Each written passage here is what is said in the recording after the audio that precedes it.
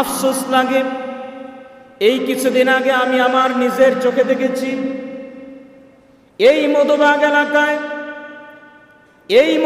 এলাকায় একজন মুরব্বী মারা গেছে। প্রায় 70 ঊর্ধ্ব বয়স ওনার, মুরব্বী মারা গেছে। ওনার লাশটা মাদ্রাসার ভেতরে দোয়ানো হচ্ছে, ভেতরে লাশ দোয়ানো হচ্ছে। ছেলে জীবনে কোনোদিন লাশ দোয়ানো দেখেনি, কোনোদিন লাশ দোয়ানোর কাজও করেনি, ছেলে কোনোদিন নামাজও হয়তো পড়েনি। আমি বাহিরে বের হয়ে দেখলাম, আমি এক জায়গায় যাচ্ছি, গাড়ি নিয়ে বের হচ্ছি, মাঠের কোনায় দাঁড়িয়ে দেখলাম বাবার লাশ সেখানে দোয়া হচ্ছে, আর ছেলে মাঠের কোনায় দাঁড়িয়ে দাঁড়িয়ে সিগারেট টানতেছে। নাউজুবিল্লাহ বলবেন না?